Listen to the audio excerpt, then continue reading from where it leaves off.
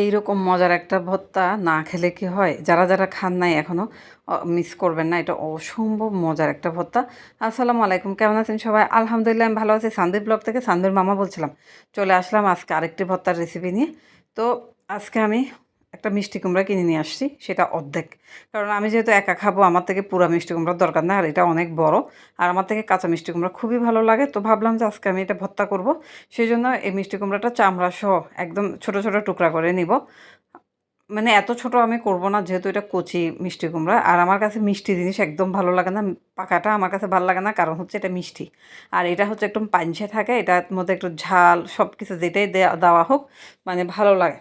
সেই জন্য এই মিষ্টি কুমড়াটা দেখলে আমি সবসময় কিনি, বিভিন্নভাবে এই রেসিপিটা আমি তৈরি করি, আমার কাছে ভালো লাগে। তো আজকে ভাবলাম যে ভর্তা তৈরি করব।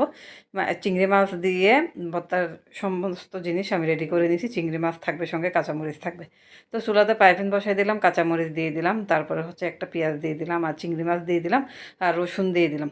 দিয়ে এখানে আমি হালকা একটু তেল দিব, বেশি একটা তেল দিব না। এই সামান্য তেলের মধ্যে এটা আগে ভেজে নেব, ভালো করে ভেজে নেব। যখন ভাজা হচ্ছে তখন চিংড়ি মাছের একটা সুন্দর সুঘ্রাণ আসে, খুবই ভালো লাগে আমার। তারপরে এটা ভাজা হয়ে গেছে, আমি এটা বাটনার মধ্যে তুলে, প্লেটের মধ্যে তুলে ফেললাম।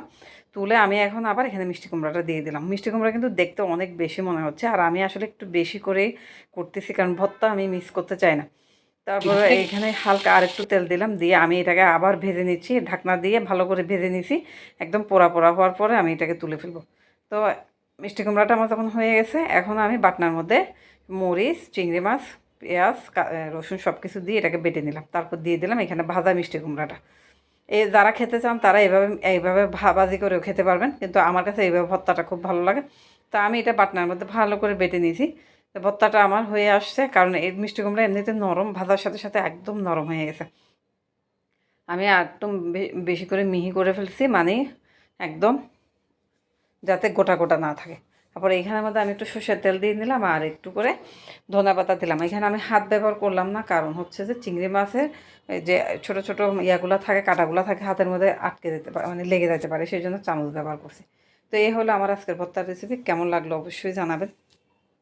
আজকে এই পর্যন্ত। আল্লাহ হাফেজ, সবাইকে ধন্যবাদ।